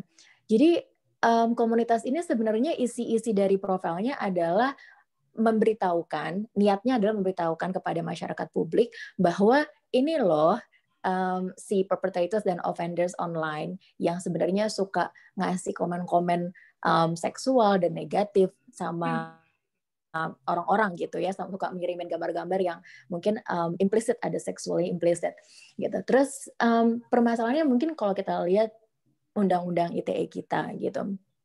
Nah, ini balik mungkin gimana pendapatnya Mbak Nenden atau SafeNet melihat komunitas-komunitas yang seperti ini. Generally niat mereka adalah sebetulnya bagus gitu, tapi melihat undang-undang ITE kita, apakah itu nggak menjadi bumerang gitu, yang nantinya justru karena si offenders ini merasa bahwa ada data-data pribadi mereka yang akhirnya tersebar di sosial media, dan mereka bisa aja kan sue balik gitu ke orang yang sebetulnya menyebarkan itu. Cuman aku mau tanya pendapatnya aja. Thank you. Oke, thank you Agita. Betul, itu jadi salah satu, bukan concern sih, tapi memang aku juga melihat banyak banget yang seperti itu, kayak bisa DM gitu ya ke si account Instagramnya tersebut, kemudian akan di repost misalnya atau di publish kayak gitu untuk calling out atau naming si pelaku gitu ya. Karena niatnya memang untuk ngasih tahu nih, hati-hati nih ada predator misalnya seperti itu ya, atau misalnya untuk memang mempermalukan si pelaku. Dan benar sih concernmu tadi bahwa itu kemudian risiko lainnya adalah adanya UU ITE gitu. Makanya kalau aku pribadi gitu ya, agak sedikit condong ketidaksepakat sih ya sebenarnya gitu ya, karena memang risikonya terlalu banyak dan itu juga bisa balik lagi ke korban kayak gitu. Apalagi benar si pasal karet undang-undang ITE itu sangat-sangat mungkin digunakan untuk reviktimisasi korban gitu. Jadi benar, tadi misalnya si pelaku yang kita naming dan kita call out itu bisa jadi dia akhirnya melaporkan balik, atau karena dia tahu siapa yang melaporin misalnya, karena korbannya cuma dia gitu ya. dia akan melaporkan hal tersebut gitu ya, dan di akhirnya si korbannya menjadi pelaku, menjadi korban lagi untuk kasus pencemaran nama baik misalnya, ataupun kasus lainnya seperti itu. Makanya kalau aku sendiri cenderung memang kurang sepakat dan tidak encourage orang untuk spill di media sosial gitu ya. Kalau memang mau cerita gitu ya, sebaiknya mending mencari pendamping gitu ya. Memang kita bisa cerita lebih puas gitu ya, karena mungkin kita akan lebih percaya, kita tahu ngobrol dengan siapa ketimbang kita cerita pada akun Instagram yang bahkan kita tidak tahu siapa saja di balik akun tersebut gitu ya. Itu sih gitu. Tapi memang akhirnya kan balik lagi, mungkin ada beberapa akun juga yang memang concern di hal tersebut dan mereka udah tahu dan ngasih term and condition dulu sebelumnya kepada korban gitu, ketika memang mau cerita. Dia kalau memang dia sudah memaparkan dulu risikonya apa nih, misalnya kalau ceritanya kita up gitu ya di feed kami misalnya seperti itu, ya menurutku itu akan jadinya kan balik lagi ke korban gitu ya, apakah dia memang masih mau atau tidak untuk spill the information si pelakunya kayak gitu. Jadi ya kalaupun teman-teman menemukan akun tersebut Instagram seperti itu, ya cek dulu aja bagaimana mereka prosedurnya seperti apa gitu kan ketika mengangkat cerita gitu, apakah memang sudah aware soal masalah risiko tersebut atau tidak gitu. Jadi ya sekali lagi kalau memang teman-teman jadi korban, memang idealnya cari pendamping aja, pendamping hukum atau yang teman-teman bisa bantu untuk di kasus ini. Jadi ya ada positifnya, tapi aku lebih cenderung tidak sih seperti itu ya. Itu sih pendapat pribadiku ya, Agita. Tadi dari Mbak Agita ya, soal memang UU ITE ini menjadi salah satu ganjalan ya selama ini. Kasus guru itu siapa dulu namanya? Bu Nuril. Ya itu yang dia berusaha untuk mengcapture si pelakunya, malah dia yang kena gitu ya. Untungnya sudah dapat advokasi yang memadai dari teman-teman seperti SafeNet ya. Dia bisa lepas dari jeratan pasal UU ITE tadi ya. Betul. Oke, mungkin ada pertanyaan lagi dari teman-teman. Ini kasus yang menarik ya. Jadi ketika kita melapor itu kadang juga ada risiko-risiko yang lain ya, terutama UU ITE. Ada lagi mungkin, atau mungkin pengalaman ya, tapi nyamannya aja karena ini kan harus. Ya betul. Silakan. Tuh ya. Ada Yoga. Oke, Yoga silakan Mas Yoga. Terima kasih atas kesempatannya. Saya mau bertanya mengenai berita yang kemarin-kemarin viral mengenai web yang domainnya mirip seperti bantuan pemerintah, yakni prakerja.vip. Sebagaimana mestinya itu menurut webnya itu yang dimiliki pemerintah itu prakerja.go.id. Nah, web yang phishing ini itu meminta data pribadi seperti web prakerja aslinya, yakni salah satunya selfie menggunakan KTP. Nah, data ini tuh sangat beresiko jika dipegang oleh orang lain ya, karena bisa membuat data bisa disalahgunakan seperti pinjaman online atau hal sebagainya. Nah, ini bagaimana tanggapan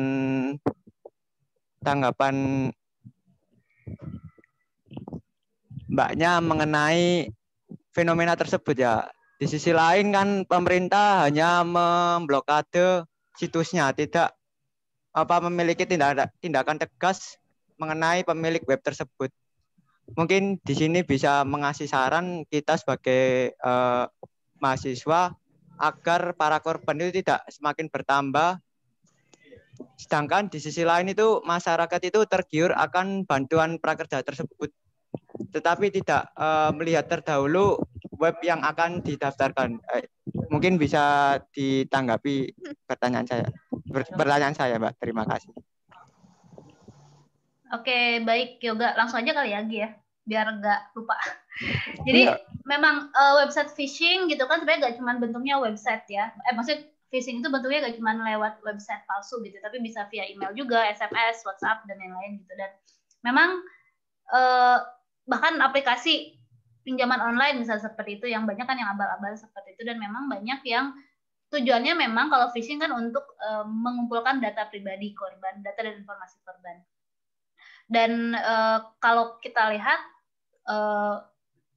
aku juga belum lihat bagaimana sih pemerintah menangani kasus-kasus seperti ini ya. Tapi yang pasti benar sekali, ketika data-data dan informasi tersebut sudah dimiliki oleh orang lain, itu sangat rawan disalahgunakan dan bahkan bisa digunakan untuk membuka account baru gitu ya di pinjaman online gitu ya, dan atas nama siapa gitu nama tersebut, dan akhirnya dia yang memanfaatkannya untuk mengambil uang gitu sebanyak-banyaknya gitu. Nah, memang risiko-risiko tersebut yang muncul, makanya penting sih sebenarnya apa ya?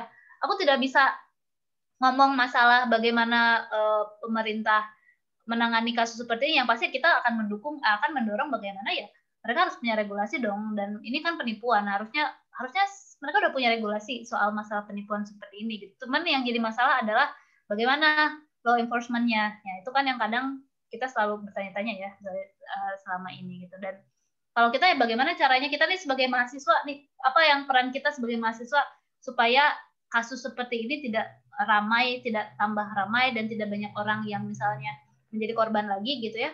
Yang bisa kita lakukan sebenarnya kita punya peran untuk membantu meningkatkan literasi digital gitu ya. Sebenarnya kalau kita paham, orang-orang yang paham gitu ya bahwa ada website palsu, misalnya kayak tadi penggunaan domain di belakang aja kan sebenarnya bisa tahu kan mana yang website yang benar atau tidak gitu. Tapi kan tidak banyak orang yang bisa paham masalah tersebut gitu. Nah, makanya penting nih literasi digital dari hal-hal kecil seperti itu gitu. Bagaimana kita bisa mengidentifikasi website yang asli gitu ya, bagaimana kita bisa melihat atau email mana nih yang palsu atau tidak gitu ya. Nah, itu yang memang idealnya bisa kita suarakan nih ketika teman-teman mahasiswa mau apa sih program, apa sih ada program kan di kampus untuk ke masyarakat seperti itu, dan mungkin itu bisa jadi salah satu cara ketika teman-teman ingin memberikan pengabdian ke masyarakat dalam bentuk literasi digital jadi sangat penting menurutku saat ini gitu ya. Jadi mungkin nggak perlu, kalau dulu mungkin KKN ke kampung-kampung aku gak ngerti gitu. Sekarang dengan konsep literasi digital pun jadi sangat penting untuk, karena ya orang-orang bisa mengalami banyak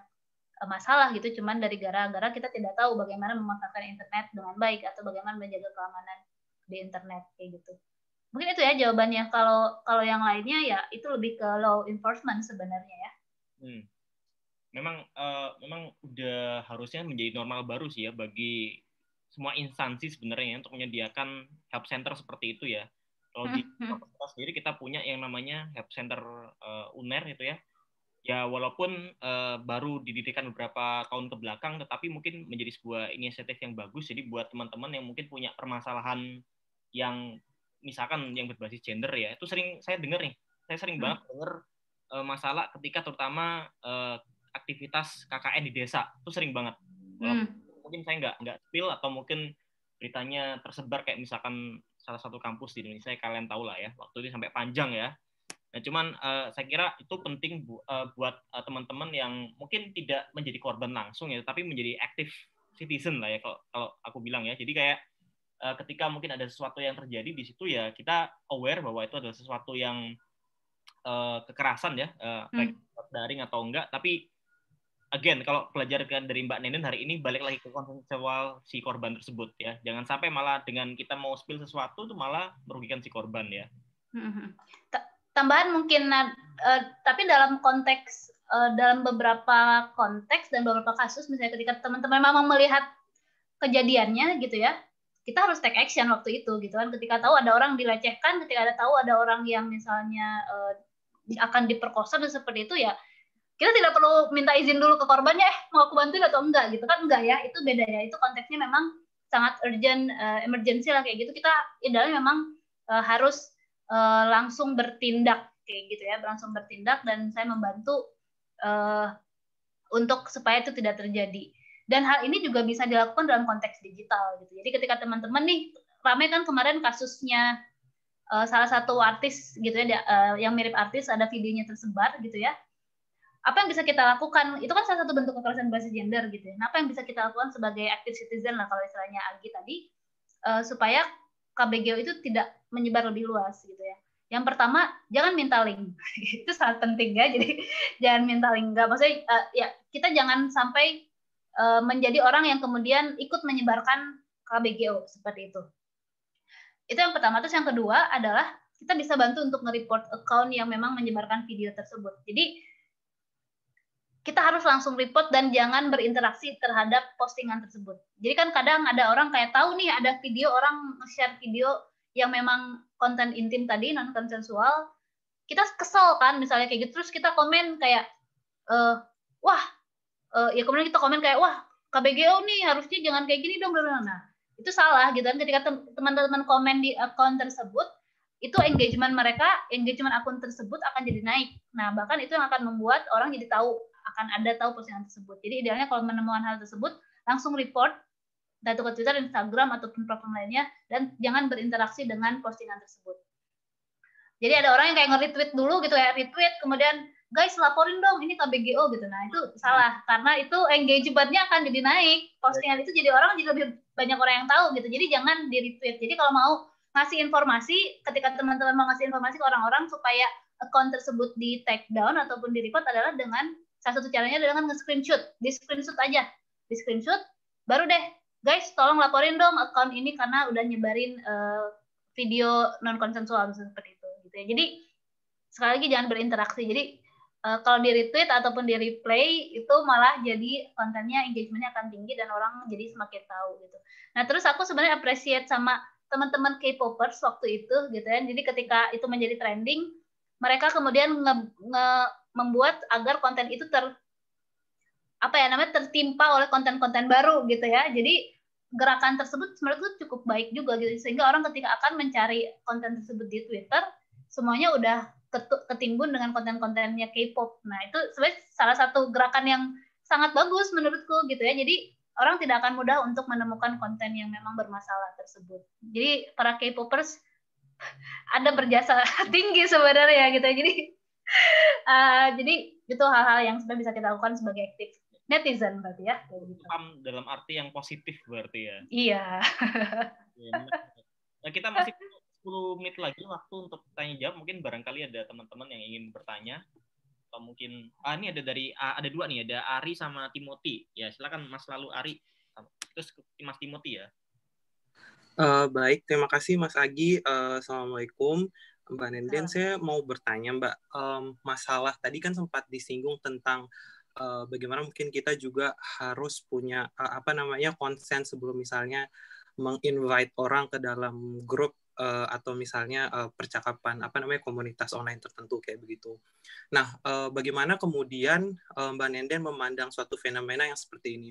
Misalnya kita di-invite tapi tanpa konsen kita, kemudian kita live seperti itu. Tapi setelah kita live, kemudian karena kita live itu, karena mungkin kita merasa ada mungkin kita tidak nyaman dengan apa yang menjadi konten yang dibahas dalam grup itu gitu, terlepas dari apakah itu konten seksual atau konten seperti apa ya gitu, mungkin kita tidak nyaman dengan isinya, tapi karena kita live, kemudian yang terjadi di real life kita jadi kena perundungan seperti itu. Jadi kan mungkin basis kekerasannya mungkin tidak terjadi secara online, tapi diinisiasikan dari platform online kayak gitu. Apakah kemudian ini bisa dipandang sebagai KBGO juga atau enggak gitu? Tapi di satu waktu sebenarnya ini kan juga bisa kita pandang kayak memberikan dampak psikologis yang besar juga gitu loh kepada orang yang pada akhirnya dirundung. Misalnya yang dikatakan cupu nih masa live sih gitu doang gitu kan, biasanya ada omongan-omongan kayak gitu. Apakah itu kemudian juga bisa dianggap sebagai kekerasan berbasis gender online gitu? Karena saya pribadi pernah beberapa mengalami pengalaman gitu kayak di-invite satu grup dan saya kurang nyaman gitu dengan apa yang menjadi konten pembicaraannya. Akhirnya ya saya memutuskan keluar, dan orang-orang sebenarnya nggak masalah sih kalau saya mau keluar gitu. Cuman akhirnya yang terjadi adalah berkembanglah pembicaraan gitu. Cupu nih masa gini gitu. Kayak gitulah. Bagaimana Mbak Nenden memandang hal itu? Terima kasih. Oke, thank you Ari udah cerita. Jadi benar. Jadi akhirnya saya pun sebenarnya masih tetap belum bisa tegas langsung live dari grup gitu ya. Jadi biasanya udah langsung di-mute aja selamanya kayak gitu kan, jadinya seperti itu. Karena memang risiko-risiko yang kamu sebutkan tadi tuh benar-benar memang banyak terjadi, dan ini yang menariknya gitu ya, karena kan sekarang ranah dunia maya dan dunia nyata itu semakin tipis ya batasnya gitu ya, dan apa yang terjadi di dunia nyata itu bisa berdampak ke dunia maya pun sebaliknya gitu ya. Bahkan orang bisa benar tadi salah satu kasusnya adalah kita bisa jadi dibully di dunia nyata cuma gara-gara apa yang kita lakukan di dunia maya ataupun sebaliknya gitu ya. Ketika kita misalnya melakukan sesuatu di dunia nyata akhirnya dibawa orang ke medsos kemudian dibikin viral, kan itu juga salah satu hal yang saling berkelindan seperti itu. Nah, lantas apakah hal tersebut ketika misalnya memang diawali di online tapi ternyata bentuk kekerasan terjadi di offline, itu salah satu bentuk kekerasan berbasis gender online? Bisa. Ini sebenarnya seperti yang terjadi di kasusnya Bu Baik Nuril sebenarnya gitu ya. Jadi kan sebenarnya dia memang di telepon gitu ya, via telepon kemudian dia nge-record hal tersebut gitu ya, dan sebenarnya dia tidak berniat untuk menyebarkan rekamannya tersebut, tapi dia diminta oleh temannya dan temannya yang menyebarkan hal tersebut gitu kan. Tapi kan akhirnya ketika itu terjadi, ketika itu tersebar kan akhirnya Bu Nuril yang dibully sebenarnya kan, ketika dia ketahuan mereport hal tersebut atau merekam hal tersebut gitu kan. Dan ya memang itu akhirnya menjadi bentuk KBGO karena memang tadi ada diawali dengan atau ada hal komponen yang memang difasilitasi oleh teknologi. Jadi itu bisa jadi, tapi memang balik lagi nih Ari, dicek lagi misalnya kamu dibulinya karena apa gitu ya, dan bagaimana cara kamu dibully gitu ya, apakah kamu memang kemudian akhirnya dibilang secara eksplisit misalnya menyerang gendermu atau menyerang orientasi seksualmu seperti itu, atau dibully karena cuman kamu cupu aja nih gak mau masuk grup gitu. Nah kalau itu kan bisa masuknya hanya dalam bentuk perundungan saja gitu ya, karena tidak ada berbasis gendernya di situ. Itu sih. Jadi memang tadi 3 faktor kekerasan berbasis gender dan online-nya itu kalau itu terpenuhi berarti itu masuk ke KBGO, kalau tidak berarti itu bentuk kekerasan lainnya, kekerasan online misalnya atau kekerasan nyata atau bully secara umum. Kayak gitu. Menarik banget. Berhubung waktunya sempit, mungkin langsung ke Mas Timothy ya. Mas Timothy ada pertanyaan tadi sempat resen. Oh ya, terima kasih.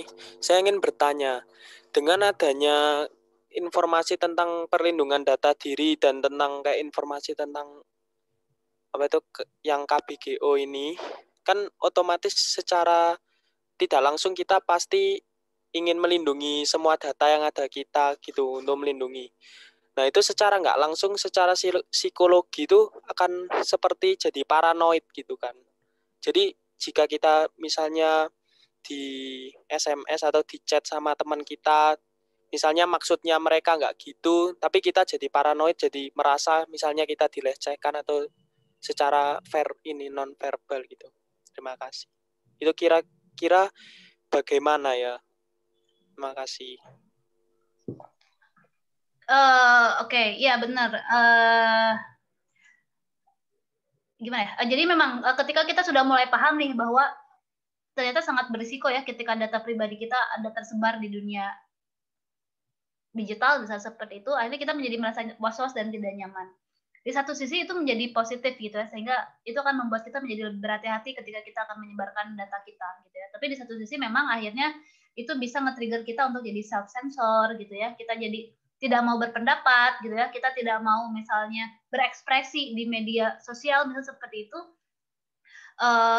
Memang itu jadinya seperti itu. Maksudnya itu jadi salah satu risikonya gitu ya. Tapi kan sebenarnya kenapa kemudian risiko itu muncul gitu ya? Kenapa kemudian orang menjadi self-sensor, kemudian menjadi tidak mau berekspresi, tidak mau berpendapat, kan sebenarnya menjadi masalah bukan di urusan kita menjaga data kita, tapi dari si pelaku atau si kejahatan yang terjadi gitu kan. Jadi sebenarnya ketika data kita tersebar gitu ya, dan kita paham itu, dan kemudian ada law enforcement yang kuat, dan kemudian ada jaminan perlindungan bahwa tidak akan ada bentuk-bentuk kekerasan, kan sebenarnya kita itu akan membuat kita jadi lebih aman lagi, dan kita akan merasa nyaman untuk melakukan berekspresi dan lain-lain gitu kan. Jadi sebenarnya masalahnya bukan di kita menjadi parno karena kita melindungi data kita, tapi karena ya bagaimana kita memandang bahwa belum ada hal yang tegas nih dalam proses penanganan kasus-kasus seperti ini menurutku gitu ya. Jadi bukan karena upaya kita untuk melindungi data pribadinya, kalau aku lihat itu menjadi terjadi gitu.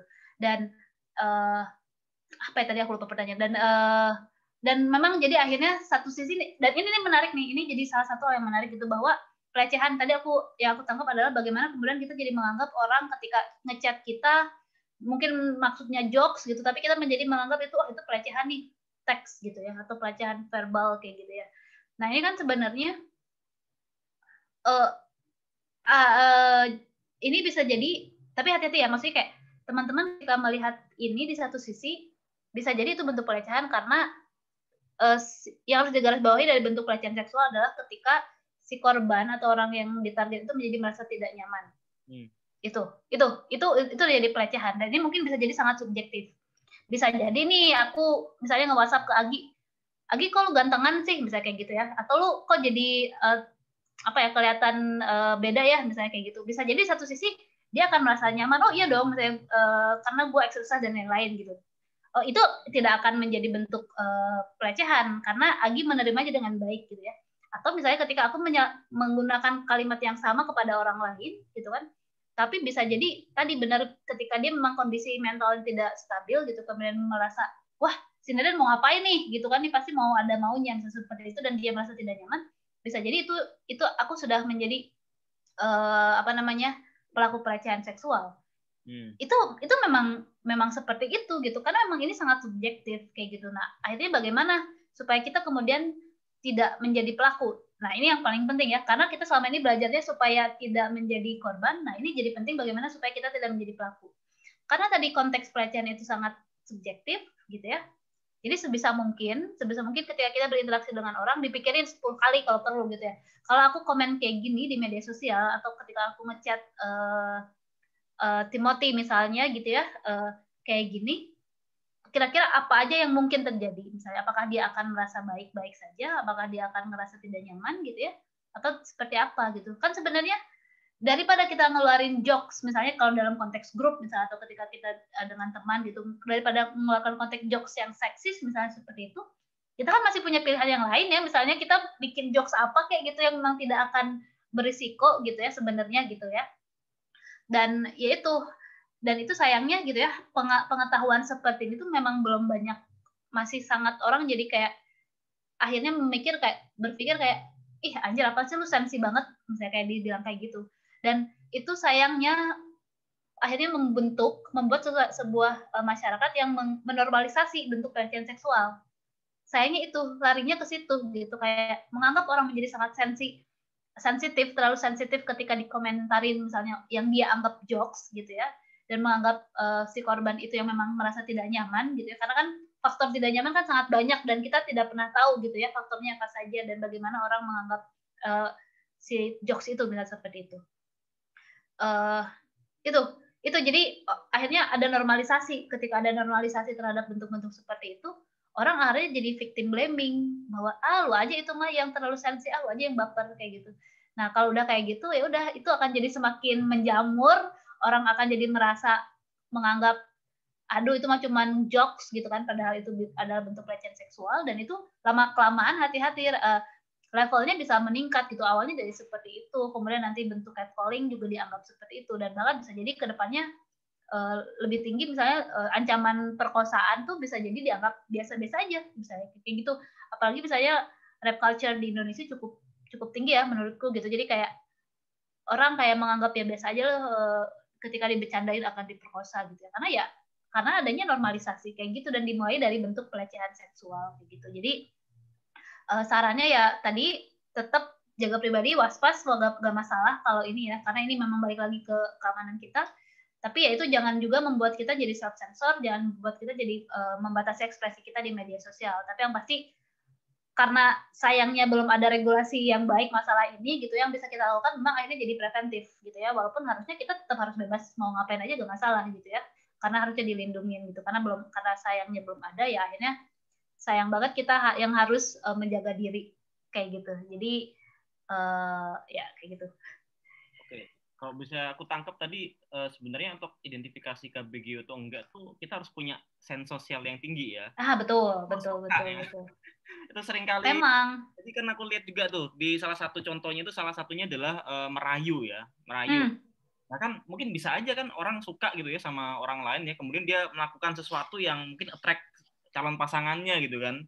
Itu mungkin identifikasinya ada di situ ya mungkin dia. Itu mungkin teman-teman yang mungkin lagi kasmaran juga harus hati-hati bahwa mungkin apa yang kalian ucapkan tuh bisa masuk ke KBGO gitu ya.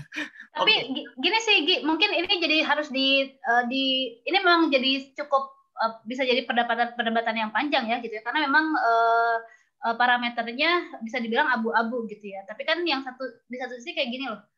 Kita tidak pernah tahu kondisi orang lain. Ya, bisa jadi kan dia punya trauma gitu ya. Bisa jadi hal-hal sekecil itu bisa jadi trigger terhadap orang lain kayak gitu ya. Jadi ini yang sebaliknya ya emang akan sangat sulit sih, akan sangat sulit. Tapi di satu sisi kayak gini sih. Ketika misalnya kita pun menjadi orang yang merasa kemudian kita dirayu misalnya karena sebenarnya bisa jadi ya rayuan itu baik-baik saja sebenarnya bisa jadi. Tapi karena kita punya trauma gitu ya dan kita tidak nyaman dengan hal tersebut, memang sebaiknya ya idealnya adalah kita kasih tahu tuh ke orang tersebut, sorry aku gak nyaman misalnya kayak gitu. Atau ketika misalnya teman-teman baca chat jokes seksis gitu di grup, bilang aja sekali gitu, jangan ngejokes kayak gitu dong, gak baik misalnya gitu.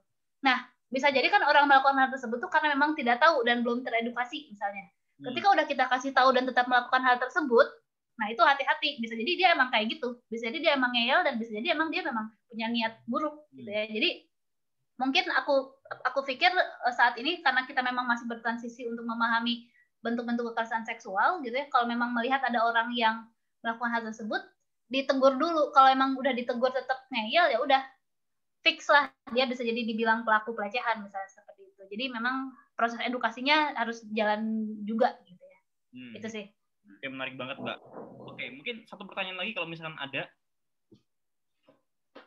nggak nih? Masih ada nggak? Kalau nggak ada, mungkin bisa ngasih ini Mbak, karena waktunya udah 20.25, ngasih final statement kali ya ke kita semua, ke adik-adik mahasiswa atau Bapak Ibu yang mengikuti acara webinar kali ini. Jadi tadi karena kita tahu bahwa risiko di dunia digital itu sangat tinggi gitu ya, dan itu bisa juga berdampak ke dunia nyata dan sebaliknya. Jadi sangat penting buat kita untuk mulai membenahi keamanan, status keamanan, level keamanan digital kita. Kita udah mulai bisa menjaga privasi diri kita dan juga menjaga privasi orang lain. Ini sangat penting gitu ya, karena kadang bisa jadi privasi kita bocor bukan karena kita yang membocorkan, tapi bahwa ada orang lain yang membocorkan seperti itu. Jadi sangat penting kita sama-sama society ini memiliki sense yang sama terhadap privasi dan keamanan digital. Jadi selain melindungi diri, kita juga harus melindungi orang lain. Itu sih paling ya. Dan ingat satu lagi, rumusnya adalah keamanan berbanding terbalik dengan kenyamanan. Jadi ya tinggal pilih aja mau aman atau mau nyaman. Silakan. Oke, mungkin kita bisa kasih tepuk tangan virtual untuk Mbak Nenden sebagai speaker kita pada... Gimana caranya tepuk tangan virtual? Ya, terima kasih. Yang terakhir, mungkin ini secara konsensual ya. Secara konsensual mungkin bisa nggak saya minta tolong ke teman-teman untuk mengaktifkan kamera. Nah, bagus. Ini penting. Langsung dipraktikan. Untuk secara konsensual mengaktifkan kamera, kepentingannya untuk SPJ kita-kita. Nah, silakan tuh. Udah dikasih tahu tujuannya gitu ya. Mungkin yang tidak nyaman mungkin bisa leave early ya, dan mungkin yang bisa kami minta tolong untuk teman-teman nyalakan kamera untuk foto bersama. Nah, langsung dipraktekkan ini ya. Mantap. Harus sedikit-sedikit sih dipraktekkan memang. Dan semua seminar ya, harusnya kalian ngomong dulu, gak asal comot foto aja berarti ya. Betul, dan ketika akan di-record juga harus diinformasikan sebelumnya. Jadi dikasih tahu bahwa misalnya kegiatan ini akan kami rekam dan kebutuhannya untuk apa. Lupa bilangnya berarti. Oke, makasih. Oke, kita ambil foto ya. Ini 5, 4, 3, 2, 1. Mestinya birokrasi kita juga harus paham ya. Nggak bisa maksa Zoom itu semuanya harus tampil orangnya biar bisa diakuin gitu ya. Ya, betul. Ya, inilah kita bertahap lah. Dikit-dikit lah ya. Oke, terima kasih teman-teman semuanya. Terima kasih Mbak Nenden. Sama-sama atas kesempatannya. Sampai ketemu lagi di acara berikutnya ya. Oke, bye. Terima kasih semuanya teman-teman.